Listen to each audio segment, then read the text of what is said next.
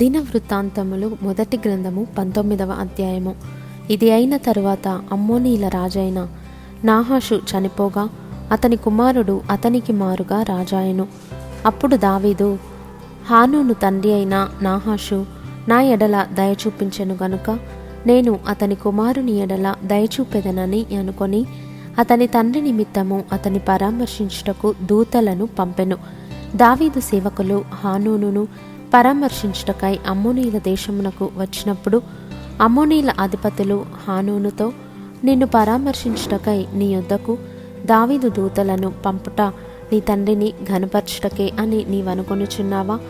దేశమును తరచి చూచి దాని నాశనము చేయుటకే గదా అని సేవకులు నీ యొద్దకు వచ్చియున్నారు అని మనవి చేయగా, హానూను దావీదు సేవకులను పట్టుకొని వారిని గొరిగించి వారి వస్త్రములు పిరుదులు దిగకుండునట్లు నడిమికి కత్తిరించి వారిని పంపివేసెను. ఆ మనుషులు ఇంటికి వచ్చి చుండగా కొందరు వచ్చి వారిని గూర్చిన వార్త దావీదునకు తెలియజేసిరి.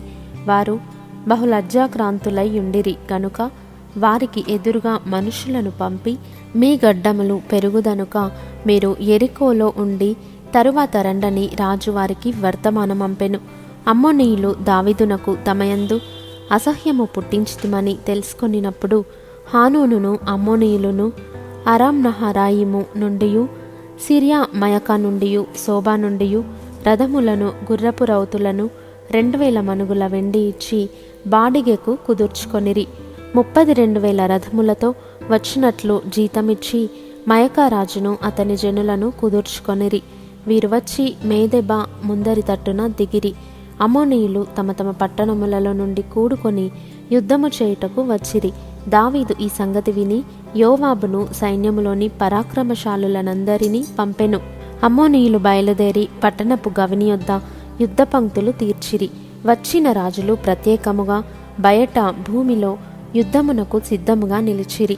తాను 2 సైన్యముల మధ్యను చిక్కుబడియుండుట చూచి యోవాబు ఇశ్రాయేలీలలోని శ్రేష్ఠులలో పరాక్రమశాలులను ఏర్పరచుకొని సిరియనులకు ఎదురుగా వారిని పంక్తులు తీర్చి కడమ జనులను అమ్మోనీయులకు ఎదురుగా వ్యూహపరచి తన సహోదరుడైన అబీషైకి అప్పగించి ఇట్లనెను, సిరియనుల బలమునకు నేను నిలవలేకపోయిన ఎడల నీవు నాకు సహాయము చేయవలెను. అమ్మోనీయుల బలమునకు నీవు నిలవలేకపోయిన ఎడల నేను నీకు సహాయము చేయుదును. ధైర్యము కలిగియుండుము. మనము మన జనుల నిమిత్తమును మన దేవుని పట్టణముల నిమిత్తమును ధీరత్వము చూపుదము. యెహోవా తన దృష్టికి ఏది మంచిదో దాని చేయునుగాక. ఆ ప్రకారము యోవాబును అతనితో కూడానున్న జనమును సిరియనులతో యుద్ధము కలుపుటకై చేరపోగా వారు నిలువలేక అతని ఎదుట నుండి తిరిగి పారిపోయిరి. సిరియనులు తిరిగి పారిపోవుట అమ్మోనీయులు చూచినప్పుడు వారును అతని సహోదరుడైన అబీషై ముందర నిలువలేక తిరిగి పారిపోయి పట్టణములో చొచ్చిరి. యోవాబు మరలి యెరూషలేమునకు వచ్చెను. తాము ఇశ్రాయేలీయుల చేతిలో ఓడిపోతిమని సిరియనులు తెలుసుకొనినప్పుడు వారు దూతలను పంపి ఏటి ఆవలి సిరియనులను పిలిపించుకొనిరి. హదదెజరు యొక్క సైన్యాధిపతి అయిన షోపకు వారికి నాయకుడాయెను. దావీదు ఆ సంగతి తెలుసుకొని ఇశ్రాయేలీయులనందరినీ సమకూర్చి యోర్దాను దాటి వారికి ఎదురుపడి వారి ఎదుట సైన్యములను వ్యూహపరచెను. దావీదు సిరియనులకు ఎదురుగా సైన్యములను పంక్తులు తీర్చినప్పుడు వారు అతనితో యుద్ధము చేసిరి. అయితే సిరియనులు ఇశ్రాయేలీయుల ఎదుట నిలువక తిరిగి పారిపోయిరి.